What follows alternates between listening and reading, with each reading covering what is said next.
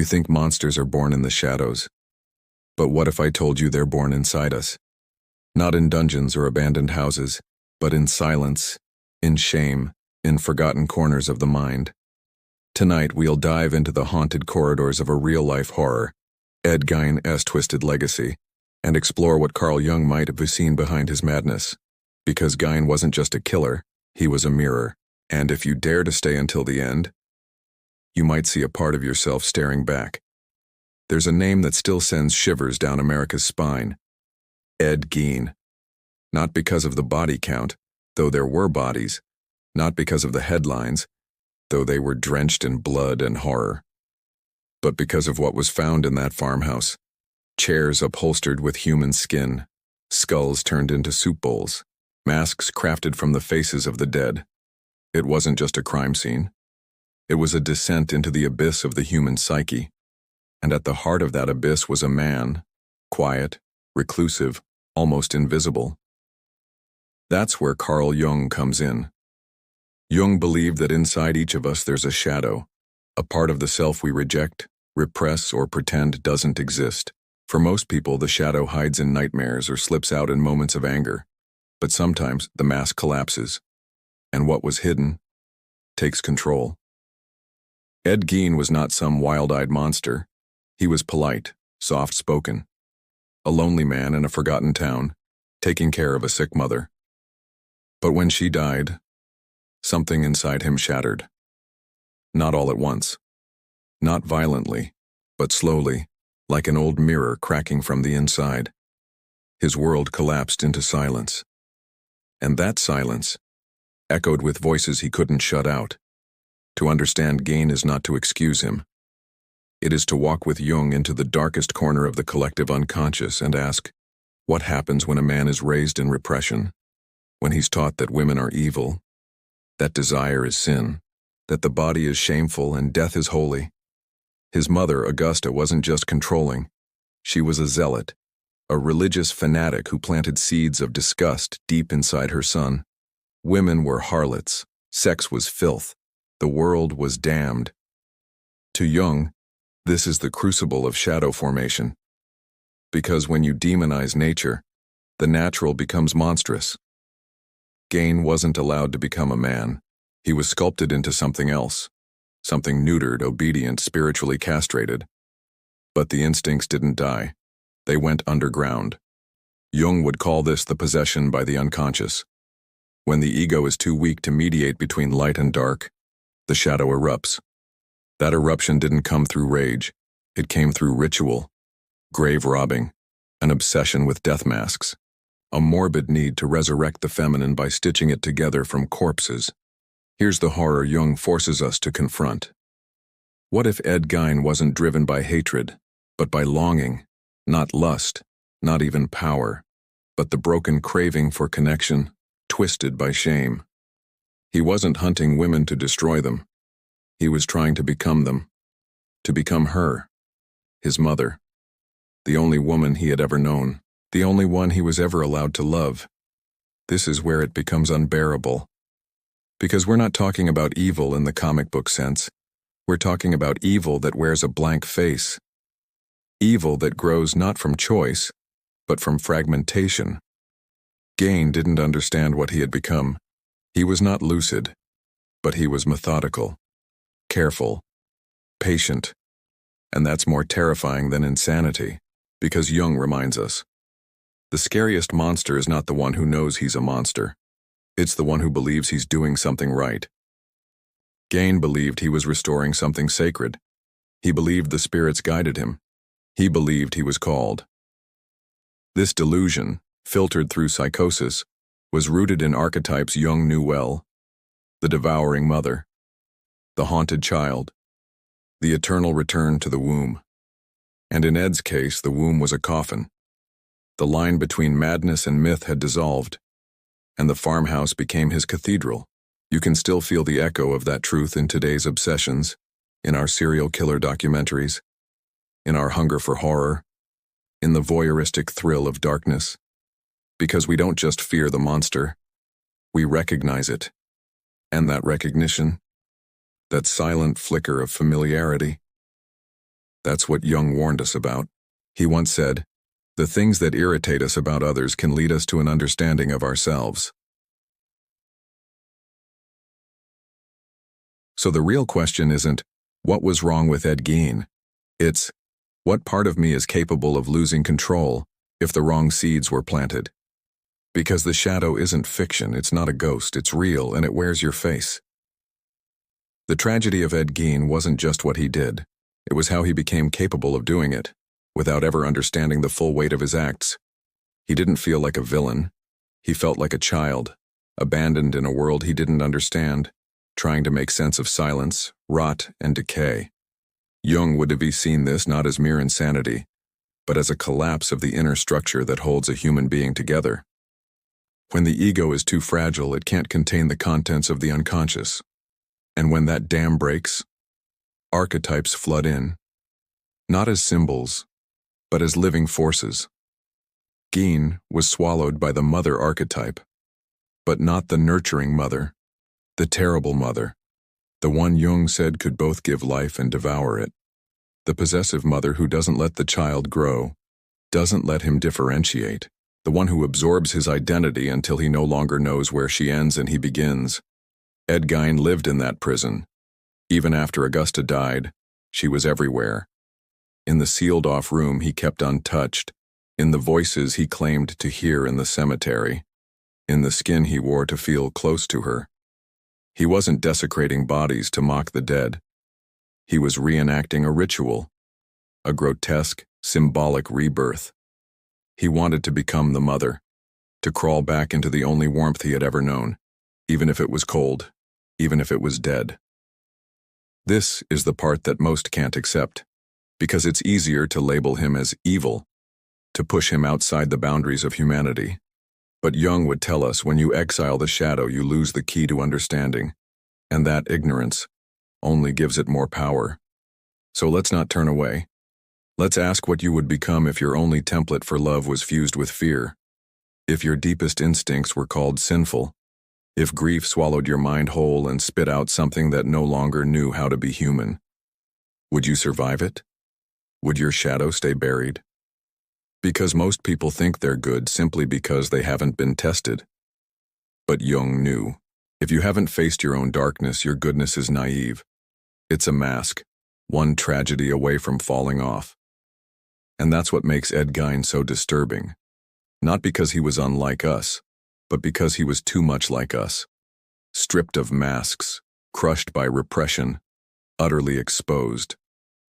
This isn't just a story of crime. It's the story of what happens when a man is never allowed to become whole. Jung once wrote, "People will do anything, no matter how absurd, to avoid facing their own soul." But Gein wasn't just avoiding it. He was consumed by it, by the images, the voices, the obsessions, all pieces of a soul that was never fully formed, only fractured. And yet, he walked among people.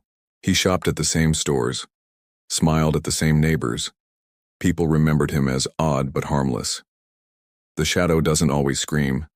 Sometimes it whispers, sometimes it smiles, and sometimes it builds furniture from the bodies of strangers.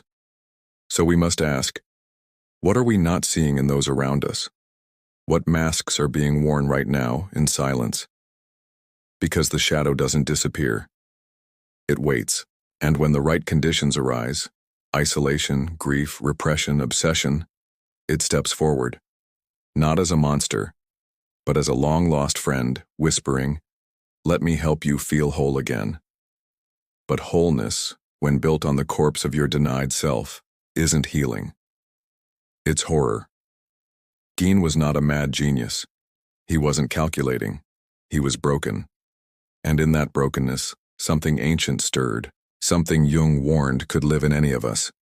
Not everyone will become Ed Gein. But Jung would say, we all have an Ed Gein inside us.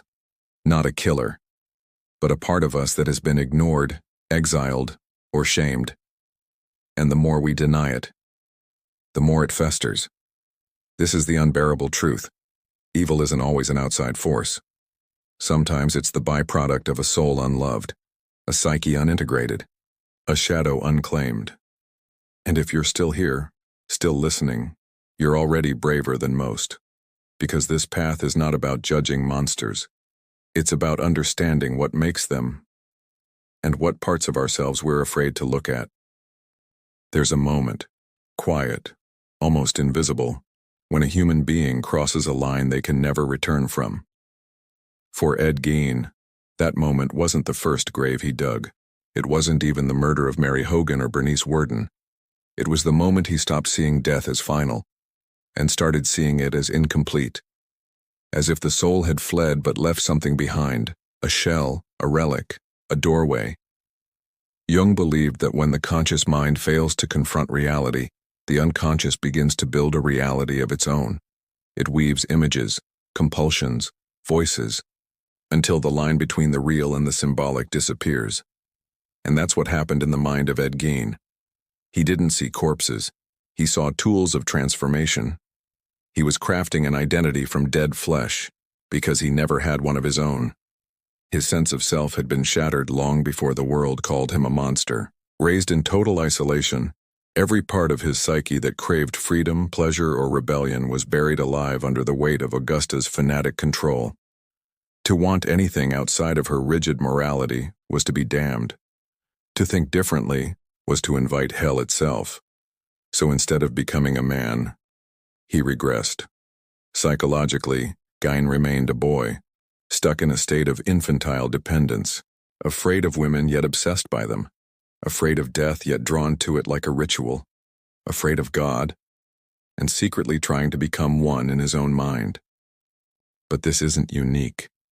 Jung saw this fragmentation everywhere, in people who wear masks so convincingly they forget they're pretending, in those who seem harmless, until something snaps, and in the quiet ones, especially the quiet ones, who've buried their pain so deep it mutates. What made Ed Gein different wasn't his darkness. It was that his psyche had no boundaries left. He wasn't performing evil. He was trying, in a warped, tragic way, to heal himself, to create order in chaos, to give form to the formless. That's what Jung meant when he said, "The soul demands its price, and if the conscious mind refuses to pay it, the unconscious will take it by force." Gein's crimes were the unconscious taking over, unfiltered, unmoderated, unseen, until it was too late. But let's go deeper. What if the scariest part isn't Ed Gein's sickness? What if it's the conditions that allowed it to grow? A small, devout town that looked the other way. A family that worshipped punishment. A world that sees mental illness as a stain instead of a wound. Because Gein didn't hide his strangeness. He talked to people about exhuming his mother. He joked about grave robbing. He told tales that no one took seriously. Why? Because the idea of confronting that darkness, of truly looking it in the eye, terrifies people more than pretending it doesn't exist. That's the collective shadow. What Jung saw not just in individuals, but in societies. We don't just deny our own demons. We deny others too. We laugh at them. We mock them. We call them crazy to make ourselves feel safe. But the truth is, Ed Gein was made, not born, and every step of the way someone could have noticed. Someone could have said, "This boy is disappearing into something dark." But no one did, because his madness wasn't loud, it was quiet, patient, festering, just like the unconscious. Jung taught that the only real way to prevent this descent is through integration, to face the shadow consciously, to listen to it, not obey it, not indulge it, but understand it. Because when the shadow is acknowledged, it stops needing to scream, it stops needing to wear other people's skin to be heard. But when we ignore it, it finds a way, sometimes in violence, sometimes in addiction, sometimes in the numbing silence of a life unlived. So ask yourself, where is your shadow? Where is the part of you you pretend doesn't exist? Because you may never walk Ed Gein's path. But if you think his darkness has nothing to do with you, you're already closer to it than you realize. Jung said, "Until you make the unconscious conscious, it will direct your life and you will call it fate." Ed Gein's fate was a nightmare, but the question is, how much of it was chosen? And how much of it was the result of a soul that was never shown the light? If you've made it this far, Maybe it's because a part of you recognizes something in this story that is not just about Ed Gein.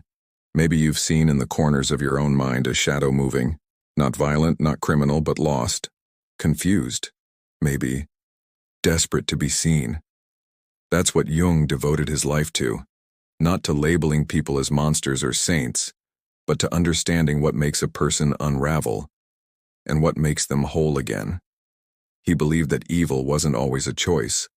Sometimes it's the byproduct of neglect, of emotional starvation, of trauma left untreated for so long that the psyche mutates into something grotesque just to survive. Ed Gein was not a villain in the traditional sense. He wasn't calculating or charismatic. He didn't manipulate crowds or crave power. He was something far more disturbing. He was ordinary, a man who shopped at the same stores as everyone else, who smiled awkwardly, who people described as weird but harmless.